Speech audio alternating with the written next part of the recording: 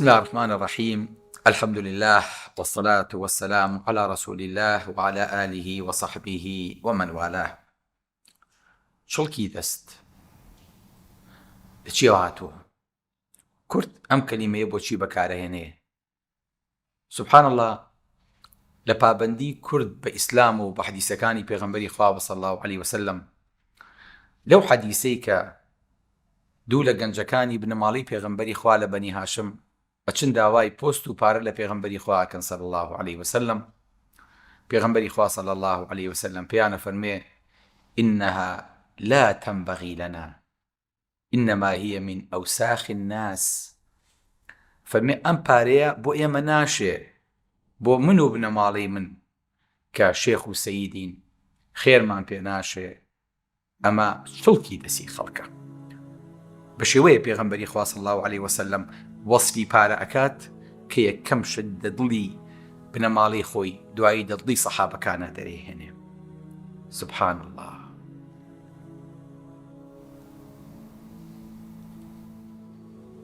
ئەم پارەیە بەم شیرینیە پێغەمبەری خوا بە چڵک باسێکا بڵێ الله، بۆی کە ئیتر لە دڵمانە دەربێت ئەوەی بیر لێ نەکەوینەوە، ئەو نە شەو بە خەیاڵیەوە نەخەوین، ئەو نەدەچی بۆ نەنووقێنین. ئەنساریەکان لە کاتێکا پێغەمبەری خوا بینن بەسەر تازە موسڵمانەکانە پێغەمبەری خوا ئەبەخشێتەوە، بەوەڵێ ئەو نەخوشتر بۆ تۆ، بەوەڵێ ئەو نەمەڕ بۆ تۆ، بەوەڵێ ئەو نەسەرۆت و زێڕ و ئاڵتون بۆ تۆ. سەحابەکان تۆزێ دڵیان لە پێغەمبەری خوا گەردەگرێ. پێغەمبەری خوا صلی الله عليه وسلم ئەیوێتی یام گێنێ کە ئەم پارەیە لە مقابلی ئیمانە هیچ ناکە. فەرمێت: أأخذتم على نبيكم لعاعة من الدنيا أردت أن أتلف بها قلوب قوم. خوا دڵتان لە پێغەمبەری خوایەشە، لە پێغەمبەرەکەتان ئەی ئەنسار، بەو گەورەیە ئەو هەموو تەسحیەتان ناوە لەسەر شتێک کە پێوتێ لوعاع. لوعاع ئەزان چییە؟ سەتڵ کە بەتاڵەکەیتەوە یەک قەتری تیامێنێ کاوە ڕایە شوێنی قەترەکەیەتە خوارە، ئەوە لوعاعە. پێغەمبەری خوا ئەو هەموو سەرۆت و سامانە، ئەو هەموو زێڕ و ئاتونە بە لوعاع ناوە بە. ئەزان لە قاموسا بەچی هاتووە؟ کە قاچە پیسە بێ لە قوڕا، شتێکی پێوە ئەنیشێ دوایی ئاوە بە شتێک پاکێکیتەوە، خۆڵێک دەکەوێتە سەر زەوی، هەڵێ پێڵاوەکانی قوڕی پێوە بوو، تخوا نەیتە ژوورۆ تا لە دەرەوە پاکێک دێ بە ماڵەکە پیس نەبێ.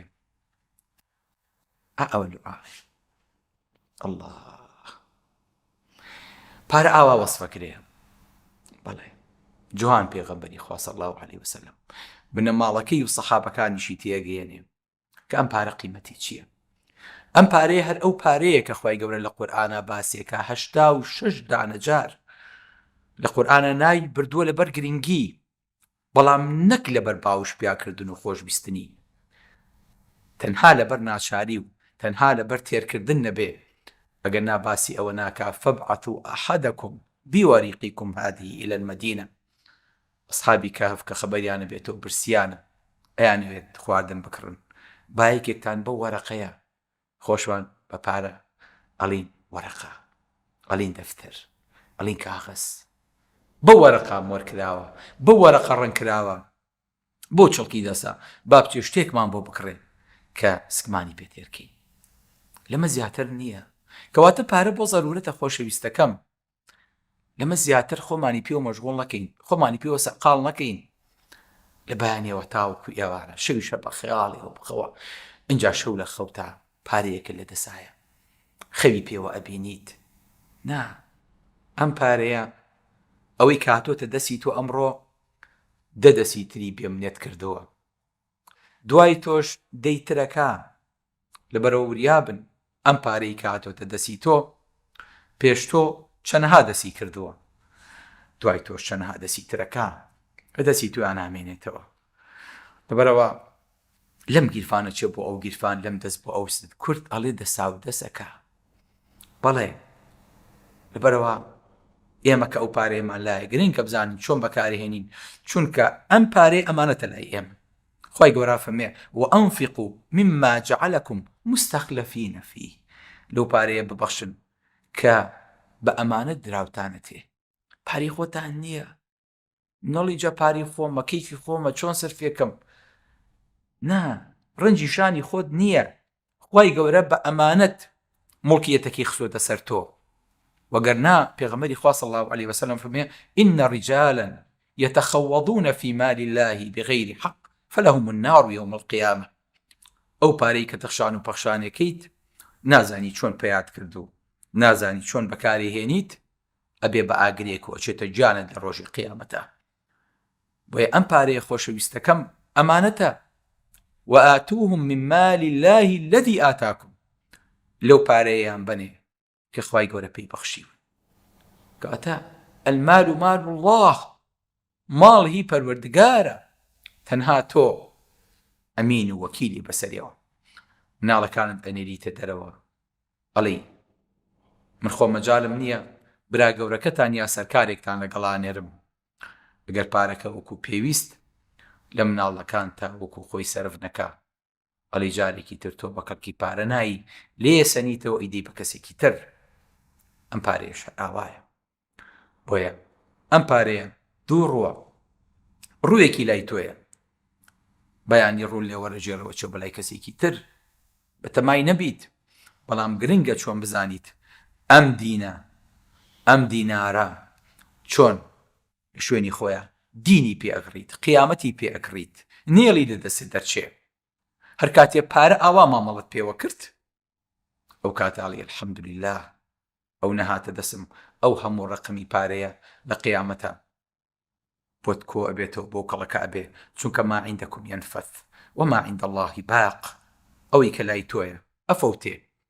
ئەگە ئینسانیش خەمی شتێکی گران بەهای بێ لە دەستی بچێ، ئەبێ لە قاسە و شوێنێکا تونیکە کە دەستی هەموو کەسێکی پێنەگەن.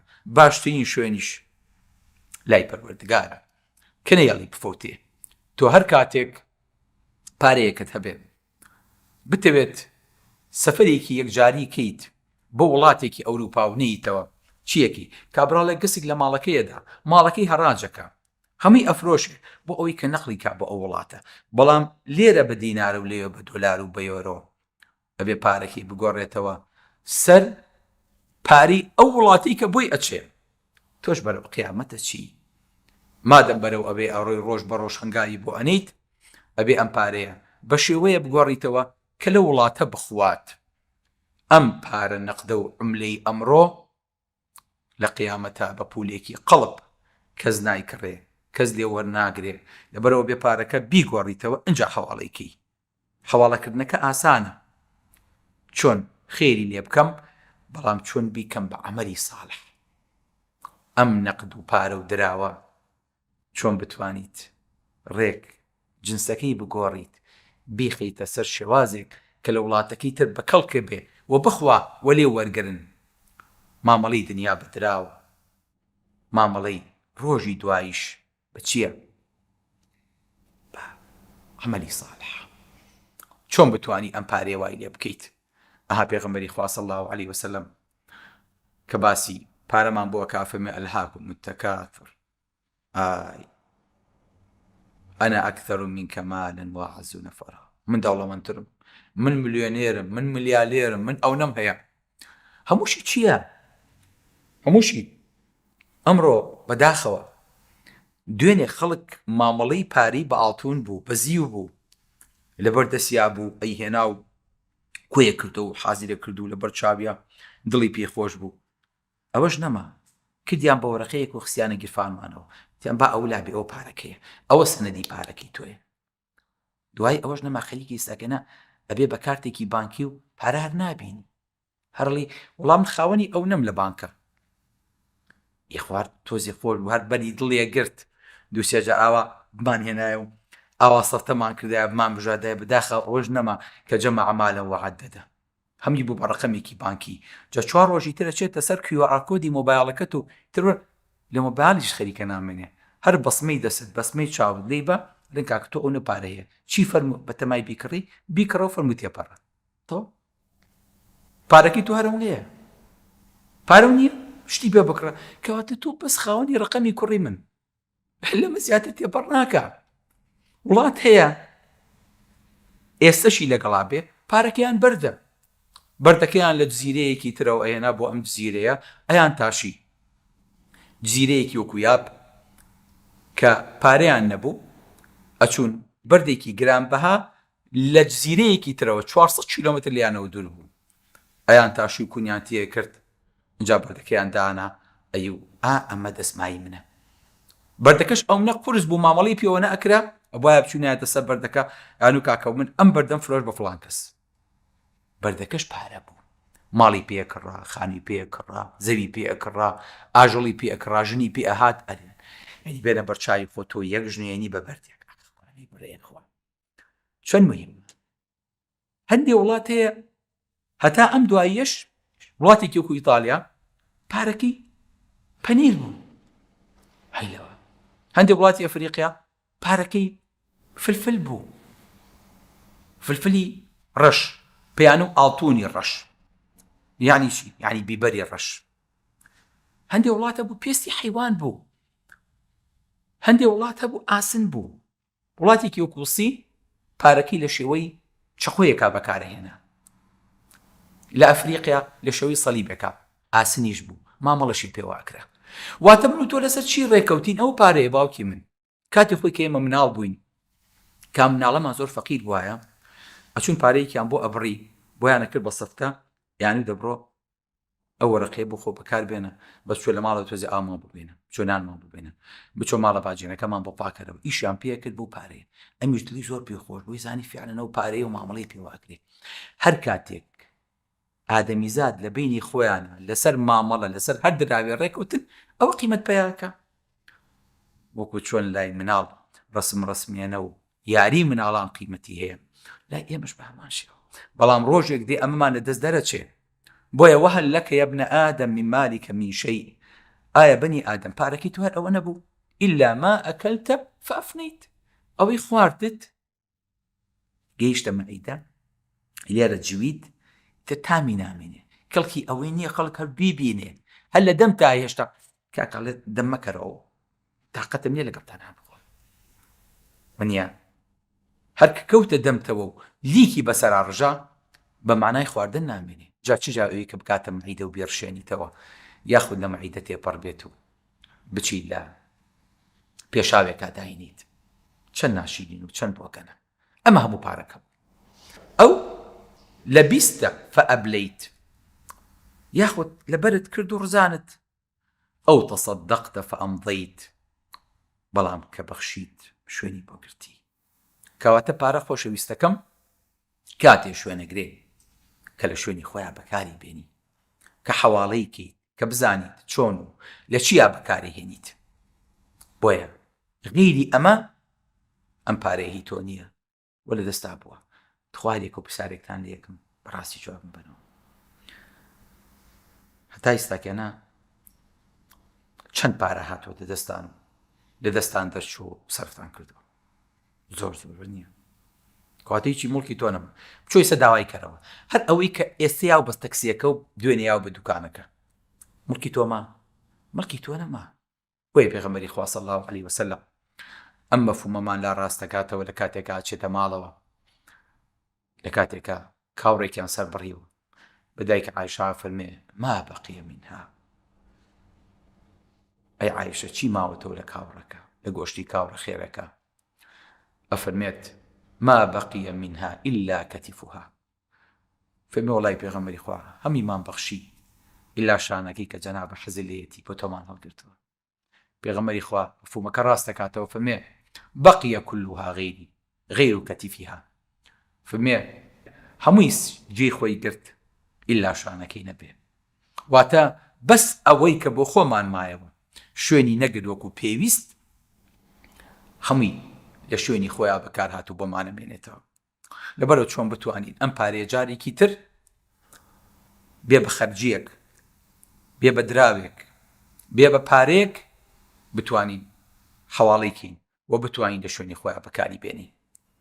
هەر کاتی ئینسان بەم عەقڵیەتەوە مامەڵەی لەگەڵ پارە کرد زانی چۆن لە مەتارە تەفتیشەکەن نابێ پاری زۆر هەڵگرێ قەبرەکەشی هەروایە کفنیش گیرفانی نییە تەنها گوناهە هاودەمی قەبرە. ئەم پەندە لە چۆ وەرگیراوە لەوەی پێغەمبەری خوا صلی الله علیه وسلم فەرمێ مردوو سێشتی لەگەڵ ئاچێ بۆ گۆڕستان پارە و کەسوکار و کردەوەکانی دوانیان نەگەڕێنەوە تەنها کردەوەکانی هەمێنێتەوە. جا مامۆستا پیرەمێرد دەفەرمێ تەنانەت تاوانیش لە پارە بە وەفاترە چونکە لەگەڵ ئیسان ئامێنێتەوە. ئەڵڵا چەند مانایەکی جوانە. فەرمێ گوناه لە پارە بە وەفاترە تەنها گوناهە هاودەمی قەبرە. نازانم دنیا داری بێبەرە دەورەی ژیانم پێچی مێزەرە لە بارەگادا تا بارەکایە بە دیاری نەبەی ناچیتەکایە. فەرمێ لە بارەگادا ئەگەر بیستی بچی بۆ شوێنێک دەسی و دیاری و پێ نەبێ جێو نابێتەوە. ئەگەر بارەکایەکیشی پێشکەش کردبێ کە کاتی خۆی بە شلیف و بەگونیە بووە هەر ئەبوایە پێشکەشی کردای هەدیە هەر لەگەڵ خۆتا بەریت. جا چین چه نمونەیەکی جوانە هێنێتەوە. فەرمێ لە بارەگادا تا بارەکایە بە دیاری نەبەی ناچیتەکایە لە بارەگای خوش عادەت هەروایە بەڵام بۆ ئەوێ دیاری تەقوایە. فەرمێ کە چیتە بارەگای خۆش ئەبێ شتێک لە پێبێ باشترین شتێکیش تەزەوەدوا فإن خير الزاد التقوى باشترین شتێکە لەگەڵ خۆتانی ببن تەقوایە. لە بارەگای خوش عادەت هەروایە بەڵام بۆ ئەبێ دیاری تەقوایە. سەلام عەلەیکوم وەرەحمەتوڵڵاهی وەبەرەکاتوه.